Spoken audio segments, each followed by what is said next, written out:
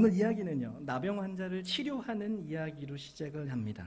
이 동네가 어떤 동네였는지는 잘 모르겠어요. 누가복음도 동네 이름을 알려주지 않고요, 그냥 한 동네다 라고만 이야기합니다. 예수님이 그 동네에 조금 머무르셨던 것 같아요. 그때 한 나병 환자가 예수님에게 나타납니다. 나병 환자는 당시 사람들이 사는 동네에 나오지 못했어요. 왜냐하면 나병은 하나님의 저주를 받은 질병이면서 동시에 사람들에게도 차별받는 질병이었기 때문이었습니다. 이 사람들이 민가에 나오게 되면요, 사람들은 그 사람한테 막 돌을 던지면서 다가오지 못하게 했습니다. 왜냐하면 이 사람들이 민가에 와가지고 우리와 접촉을 하게 되면 나도 부정한 사람이 되기 때문에 그렇습니다. 그런 그가 민가로 나옵니다. 성경에서 많은 나병 환자들이 나오는데 이 나병 환자들이 다들 그렇듯이 이들이 항상 많은 사람들에게 둘러싸여 있는 예수님에게 나왔다. 그 행동 자체는요, 바로 용기의 행동이고 믿음의 행동이었습니다. 그래서 예수님은 그 나병 환자들이 예수님에게 나왔다라는 사실만으로 그들의 믿음을 보셨고요, 그리고 그들을 다 치료해 주셨습니다. 그런데 본문에서 누가는요, 지금까지 보여준 나병 환자와는 조금 다른 패턴의 나병 환자를 오늘 본문에서 보여주고 있어요. 누가는 그가 예수님에게 치료를 받는 것이 초점이 아니라 그의 신앙의 고백에 초점을 맞춰서 오늘 본문을 이어가고 있습니다. 우리 12절 말씀이에요. 12절 함께 읽어볼까요?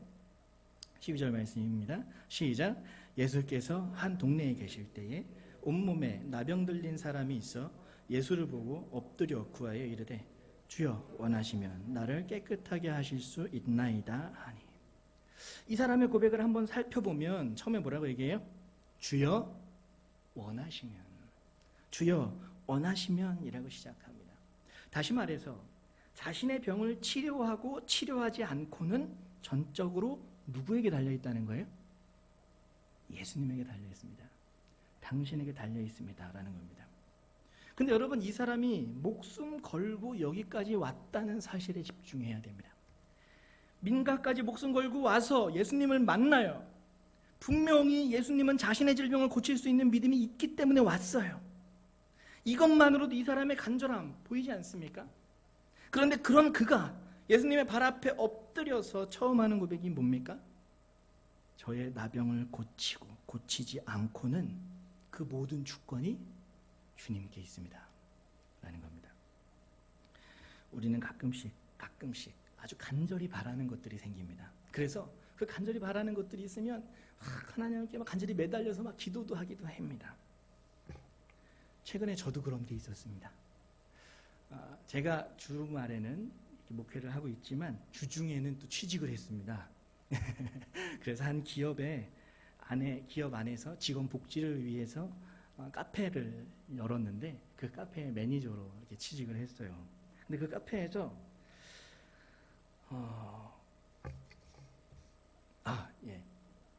저만 취직한 게 아니고요, 저와 함께 공동 목회를 하고 있는 이 목사님도 취직을 했습니다.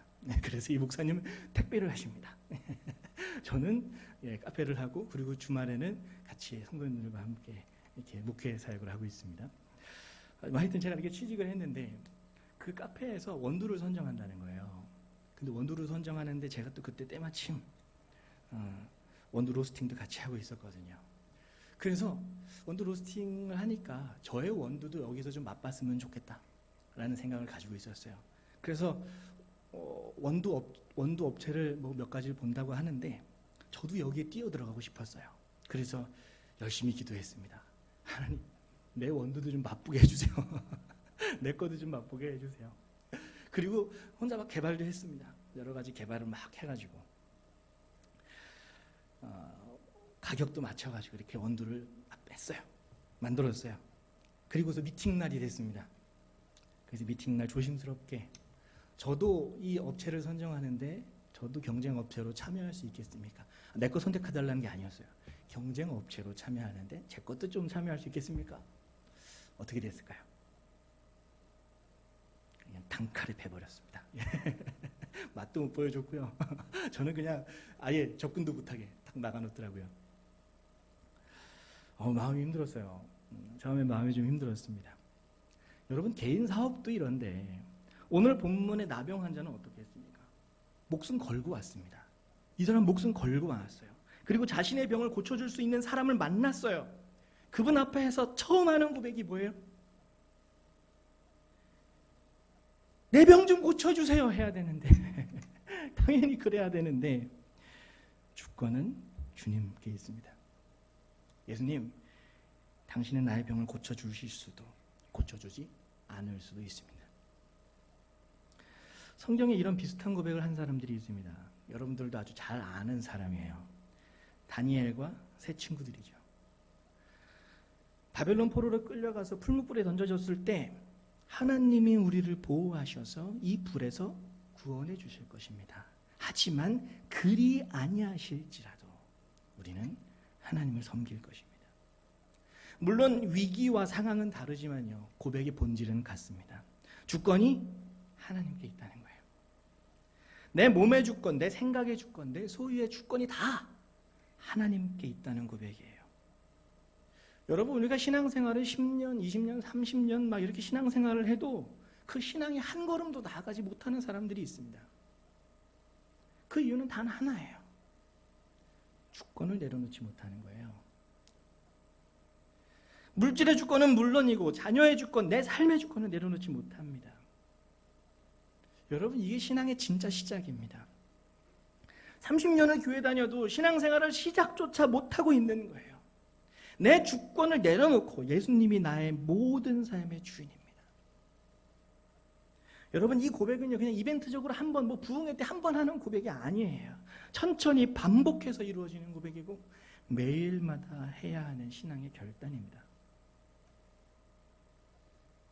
이 고백이 누구한테 있었어요? 나병 환자한테 있었어요. 주권이 예수님 당신에게 있다는 고백을 들고 주님 앞에 나온 겁니다.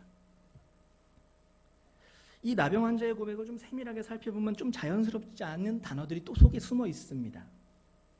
주님이 원하시면 나를 치료해 줄 수 있습니다. 이렇게 이야기하는 게 좀 더 자연스럽지 않습니까? 성경도 대부분 예수님이 치료를 받는 사람들은 낫게 하다라는 단어를 많이 사용합니다. 영어로는 테라피, 근데 이게 헬라어로는 테라퓨어입니다. 그래서 예수님이 질병을 있는 사람들을 고칠 때마다 성경은 테라퓨어, 고치다, 치료하다라는 단어를 사용해서 그 질병을 고쳐주십니다. 그런데 오늘 이 나병 환자는요, 예수님한테 나를 좀 치료해 주세요 라고 말하지 않아요. 본문에 보면 뭐라고 얘기해요? 나를 깨끗하게 해줄 수 있습니다. 나를 깨끗하게 해주실 수 있습니다 라는 겁니다. 이게 카다리조라고 하는 단어입니다. 이 단어는 몸을 깨끗하게 하다라고 하는 의미로 사용되기도 하지만 성경에서 제의적으로 많이 사용하는 단어예요. 죄가 용서되어 깨끗하게 되었다라는 의미로 많이 사용하는 단어입니다. 그러면 여기서 이 나병 환자가 그냥 그저 단순히 내 나병을 좀 낫게 해주세요라는 의미의 고백이 아니라는 사실을 알 수 있습니다. 물론 이 의미도 포함이 됩니다. 그런데 좀 더 본질적으로 다가가면 여러분, 구약에서 죄를 지은 사람이 다시 하나님께 나아가기 위해서는 뭘 해야 되죠? 제사를 드려야 됩니다. 그렇죠? 제사를 드려야 돼요. 그곳에서 자기를 대신해서 가축이 피를 흘리면 제사장은 내 죄를 깨끗하게 되었다라고 선언합니다. 그러면 이 사람은 그 죄로 인해서 깨어진 하나님과의 관계를 다시 회복하게 되는 거예요. 이러한 과정을 염두에 두고 이 나병 환자의 고백을 살펴보면 주님이 원하시면 다시 저도 하나님의 사람이 되고 싶습니다 라는 고백이 그 속에 들어있는 거예요. 다시 하나님의 자녀로 나도 서고 싶습니다 하는 고백이 이 나병 환자의 고백에 녹아 있습니다. 여러분, 예수님이 이 나병 환자의 이 고백을 싫어했을까요? 아니야, 넌 아니야. 넌 나병 걸렸기 때문에 아니야. 예수님이 그러셨습니까? 아마도 예수님은 이 나병 환자의 고백이 너무 기뻤을 거예요. 너무너무 기뻤을 거예요. 이 사람의 고백은 이스라엘 사람들에게서 예수님이 정말로 그토록 듣고 싶으셨던, 정말 그토록 기다려왔던 고백이었을 겁니다. 주님, 다시 우리가 하나님의 사람들이고 싶습니다. 다시 우리가 하나님의 백성이고 싶습니다. 다시 주님의 자녀이고 싶습니다. 주님 다시 우리의 왕이 돼 주십시오. 주님 다시 우리의 주인이 돼 주십시오. 이 고백은 이스라엘 백성들에게서 예수님이 그토록 듣고 싶으셨던 고백이었을 거예요. 근데 참 아이러니하게도 이스라엘 안에서 버림받았다, 이스라엘 안에서 죄인이다 라고 낙인 찍혔다 나병 환자가 그 고백을 합니다. 주님이 주인입니다. 모든 주권이 하나님께 있습니다. 오늘 우리에게 이 고백이 있기를 간절히 축원합니다. 주님이 주인입니다. 주님이 우리의 왕이십니다. 이래 예수님은요, 장소를 옮기셔서 가버나움의 한 가정집으로 이동하세요. 여기가 누구의 집이어 있는지는 또 역시 성경은 밝히지 않습니다. 그곳에서 예수님이 사람들을 가르치는데 가르침을 받는 사람 중에 바리새파 사람과 율법 교사들도 함께 있었습니다. 보통 이 사람들은 예수님께 모여있는 무리 중에 변두리에 있었던 사람들이에요. 그리고 변두리에서 예수님을 따라다니면서 예수님이 무슨 말 잘못한 거 있나 막 꼬투리 잡으러 다니는 사람이었는데, 오늘 보면 17절에 보면 이 사람들은 예수님을 가르치는 무리 가운데 둘러 앉아서 예수님의 말씀을 경청하고 있습니다. 아마도 예수님의 말씀을 그나마 그래도 좀 호의적으로 들었던 바리새인들이 아닐까 이렇게 추측할 수가 있어요. 그런데 예수님이 한창 말씀을 하고 있는데 진기한 광경이 하나 펼쳐지는 겁니다. 집 안에 여기 지붕이 뚫려요. 갑자기 구멍이 뚫리는데 구멍이 점점 커지더니 그 구멍이 한 사람이 눕혀서 내려올 수 있을 정도로 구멍이 뚫리는 거예요. 그리고는 침상에 중풍병을 앓고 있는 한 사람이 뉘어진 상태로 그 집 지붕에서 강림합니다. 위에서부터 이렇게 강림을 하는 거예요.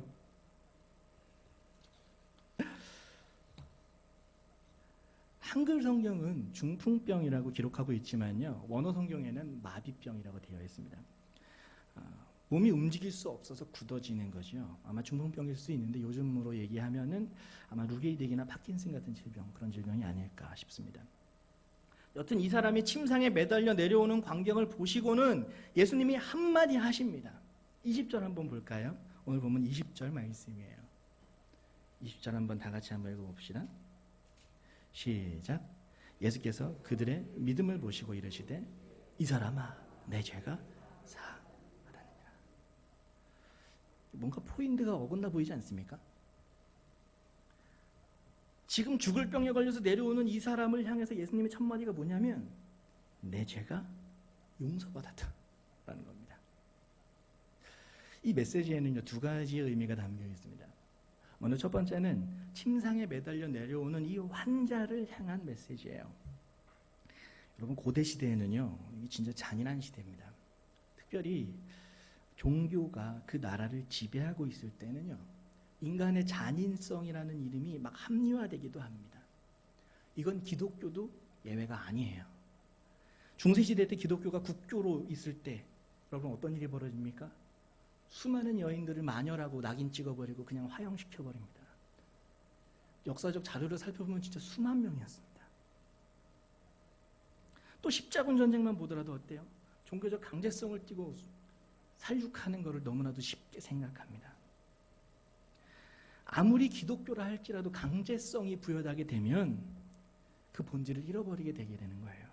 당시 유대교도 마찬가지였습니다. 분명히 하나님의 말씀인 율법이 다스리는 나라였어요. 그런데 율법이라는 이름으로 당시 병들린 사람들을 차별합니다. 그 대표적인 질병이 앞에서 나눴던 나병 환자고요. 그 다음이 오늘 본문에 나오는 중풍병, 마비병 환자예요. 또 나중에 많이 나오게 되지만 하혈을 멈추지 않는 여성들의 유출병, 혈루병도 마찬가지였고요. 그 밖에도 여러 가지 장애를 가진 사람들까지 모두가 다 율법을 어겨서 저주를 받은 사람들로 낙인을 찍어버렸습니다. 이 사람도 마찬가지예요. 자기의 질병이 어떤 원인으로 발생한 것인지 끊임없이 물어야 했습니다. 내가 어떤 율법을 어겼는지 끊임없이 돌아봐야 했어요. 그것도 아니면 내 부모는 어떤 죄를 저질렀는지 가족까지 연재주로 묶여서 죄를 물었습니다.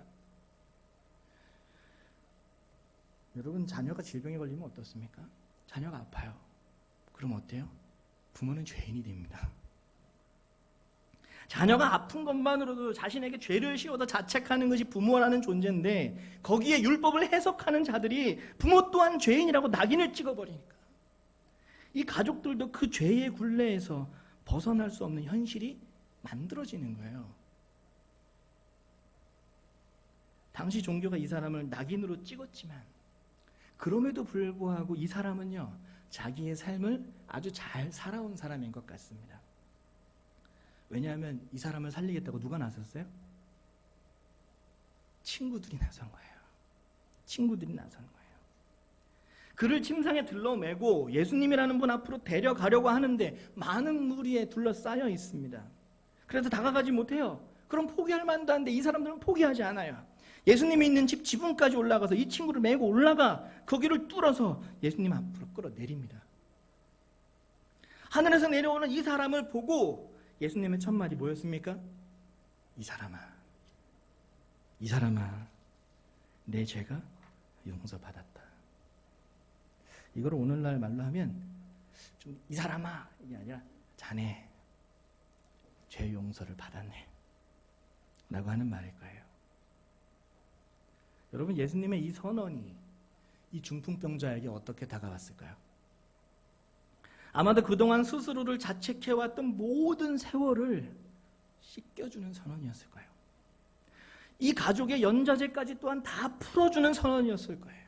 누가복음에 나오지 않는데 이 중풍 환자는 움직이지 못하고 누워있는 그 자세에서 이 선언을 듣고 아마 오열하며 울었을 거예요. 그동안 자신의 모든 세월을 다 씻겨주는 그런 선언이었을 겁니다. 그런데 누가는요, 예수님이 이 선언을 분명히 이 중풍병자에게 하셨는데 엉뚱한 사람들의 반응에 집중합니다. 누구의 반응에 집중하죠? 율법 학자들과 바리새파 사람들입니다. 당시 종교 지도자들입니다. 특별히 17절에 보면 이 사람들은 어디에서 왔다고 하냐면 예루살렘에서부터 왔다고 이야기합니다. 이것만 봐도 아마 이 사람들은 예루살렘 성전에서 일하는 사람들이 아니었을까? 이렇게 추측을 할 수가 있습니다. 근데 여러분, 이 사람들이 어떻게 반응해요? 예수님이 너 죄 용서받았다 하니까 이 사람들 어떻게 반응합니까? 신성모독이다. 신성모독이다. 왜 이 사람들이 이런 반응을 보였을까요? 사실 죄를 사하는 권한은 하나님께만 있습니다. 이들이 하나님 한 분밖에는 죄를 사하지 못하는데 예수라는 사람이 뭐길래 죄를 사하나 하고 분노했던 이유는 아마 당연한 거예요. 지금 예수님이 죄 용서를 선언하면서 지금 예수님은 하나님이 나와 동급이다 라고 이야기하고 있으니까 바리새인들은 받아들일 수가 없었던 거죠. 근데요, 진짜 중요한 포인트는 이게 아닙니다. 정말 중요한 포인트는 이게 아닙니다.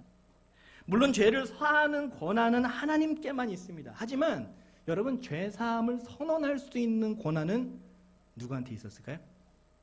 당시 종교 지도자들에게 죄사함의 선언을 할 수 있는 권한들이 있었어요. 앞서 이야기했듯이 죄를 지었지만 제사를 통해서 죄사함을 선언하기도 하고요. 또 대속죄일이라고 해가지고 1년에 한 번씩 이스라엘 백성의 모든 죄악을 다 사하는 날도 있었습니다. 또 수시로 이스라엘 백성들이 범죄했지만 스스로 겸비하고 하나님 앞에 나올 때마다 선지자들은 그들의 죄사함을 선언해 주었습니다.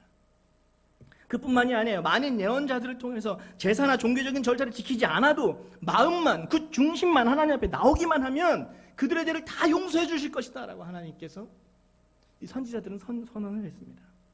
심지어 여러분, 이사야 선지자는 어땠는지 아십니까?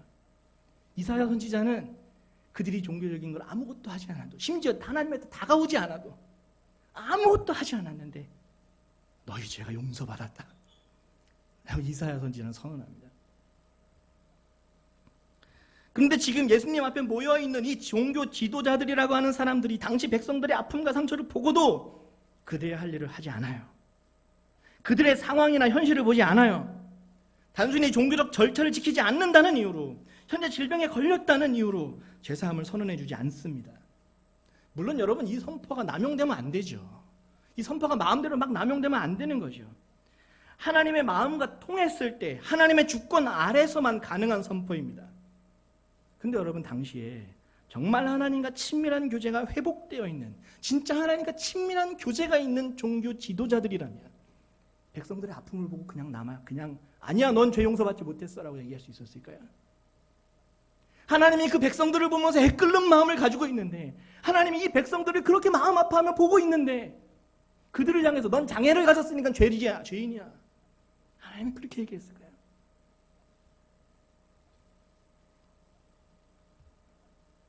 아마 그들이 하나님과 친밀한 교제가 있었다면 그렇게 마음대로 얘기하지 못했을 거예요. 그들이 죄사함을 선언해주는 사람들은 어떤 사람들입니까? 성전 앞에서 돈을 주고 동물을 사서 성전에 올라가서 번제로 드릴 수 있는 사람, 이 사람들만 죄사함을 선언해 주는 거예요. 경제적 수준에 어느 정도 올라와 있는 사람들만 선언해 줍니다. 그 돈조차도 없어서 거리에 나들무고 있는 사람들의 죄는 선언해 주지 않습니다. 죄사함의 선언은 종교 지도자들, 그들의 돈벌이였고요, 그들이 종교 지도자라는 타이틀을 유지해주는 수단에 불과했습니다. 그런 의미에서 예수님의 죄사함의 선포는 당시에 바리새인들의 영리를 건드린 거예요. 그러니까 예수님의 말씀을 잘 듣다가도 발끈할 수밖에 없었어요. 예수님의 죄사함의 선포는 신성모독이라고 말할 수밖에 없는 거예요. 그들은 하나님의 말씀을 따르지만 예수님의 십자가는 거부하는 자들이었습니다. 예수님은 지금 자신이 무엇을 거두리고 있는지도 아주 잘 알고 계셨어요. 그들이 왜 발끈하는지도 알고 계셨어요. 그래서 이렇게 질문합니다. 우리 23절 말씀이에요. 23절 한번 읽어봅시다. 시작. 내 제사함을 받으라 하는 말과 일어나 걸어가라 하는 말이 어느 것이 쉽겠느냐. 여러분, 종교 지도자들을 향해서 하는 질문입니다. 그들의 입장에서 여러분, 제사함을 받으라 하는 말과 걸어가라 하는 말, 어떤 것이 더 쉬울까요? 제사함을 받으라 하는 말이에요. 내 죄가 용서받았다라고 하는 선언입니다. 다시 말해서 예수님이 이 사람들에게 하는 얘기는 뭐냐면, 너희는 너희의 할 일을 하지 않았다는 거예요. 너희가 해야 할 일을 하지 않았다.